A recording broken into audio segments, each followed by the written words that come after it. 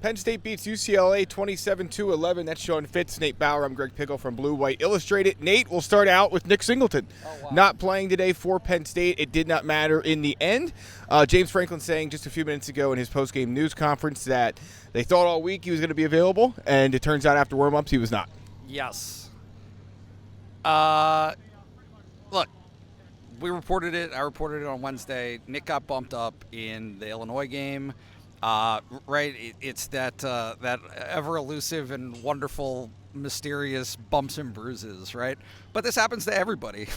There's a lot of guys playing with bumps and bruises, a lot of guys that have to sit out from bumps and bruises, and the way that James Franklin described it went through pregame warm-up, and after warm-up, it was, hey, gonna sit this one out, right? Not able to play. So clearly, I think had a little bit of an impact on just how dynamic Penn State's offense was today. But I do think, just based on the responses that I saw in our message board and, obviously just kind of all over the internet, this is not some deep conspiracy of, right, like, he got a little hurt. I would anticipate him being available for Penn State moving forward. If you want more specifics than that from me, you have to sign up for our website. Right.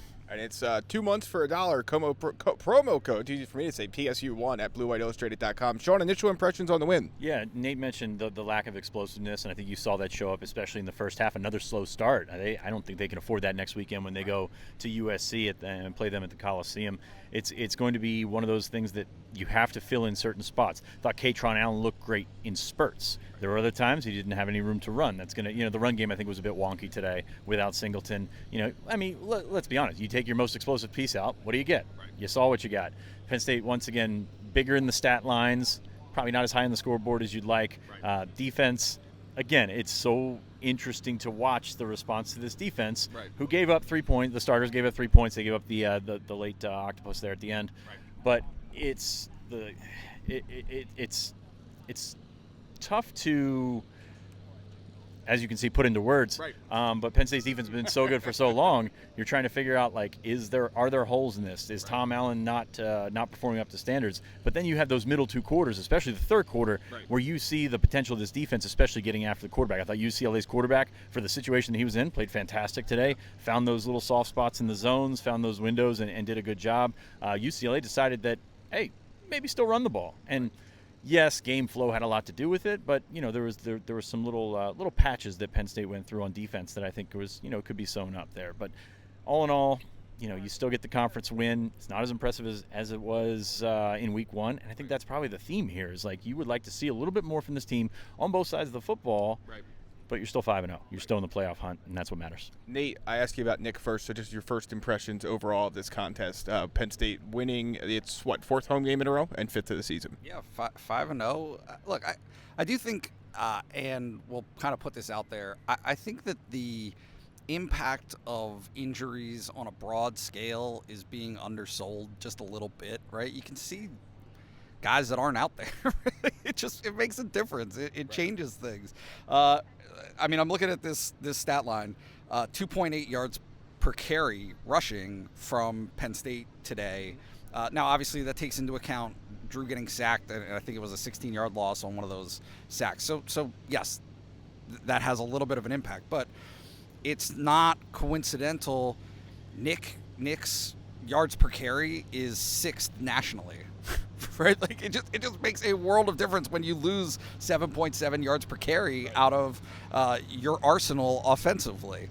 So the word I used to describe the game was controlling. I never felt as though, and I would imagine it felt this way to most people in the stands. It never seemed like UCLA had any threat. There was no threat of Penn State losing this game. It's just a matter of. And again, this is a theme that we've talked about through the website over the last couple of weeks, like the assertiveness to go out and just crush your opponent. Right. Penn State really hasn't had that for a couple of weeks now. So it's going to be interesting to see when they get into a situation at USC where you would assume USC is going to score some points. Right?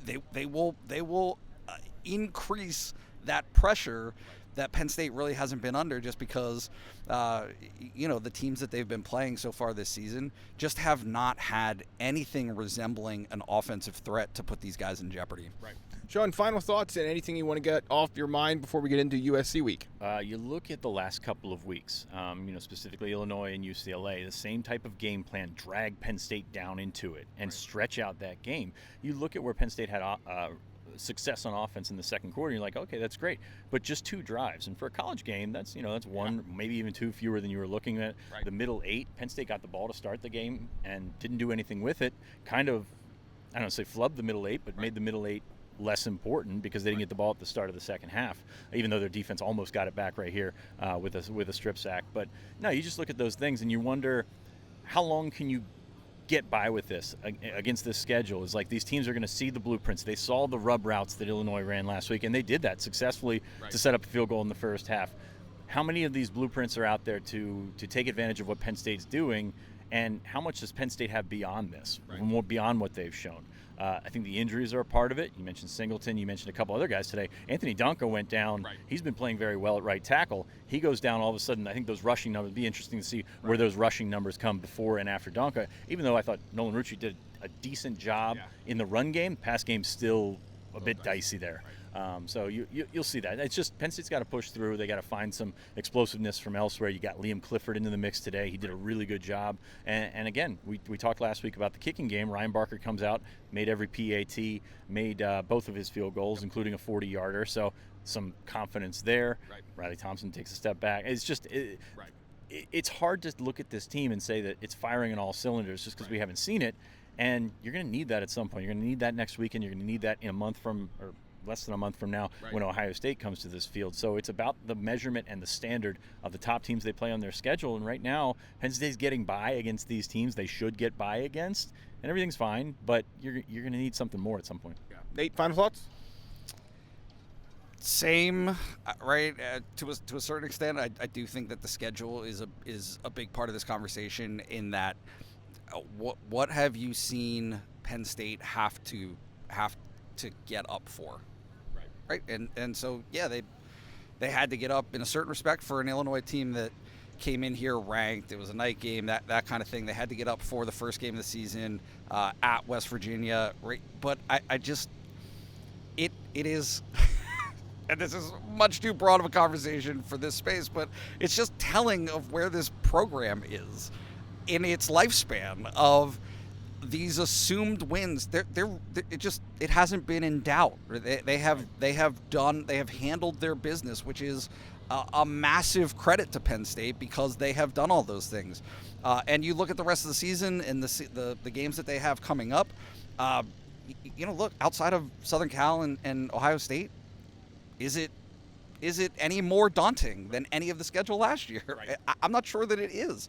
So it just remains to be seen whether or not the actual developmental strides that need to happen or have needed to happen over the first 6 weeks of the season through 5 games have happened. Like, have they actually happened? Have they gotten better to the point where they're going to win those types of games? Have they had the adversity right now through 5 games? And that's more than a third of your schedule. Right. Like, have they had the adversity to push them where they need to be when they're going to face that adversity? And I think from the opening kick next weekend, that's going to be something that's in doubt. So how does Drew Aller, who started out poorly today, he was a bit erratic. They got him in rhythm and he came around.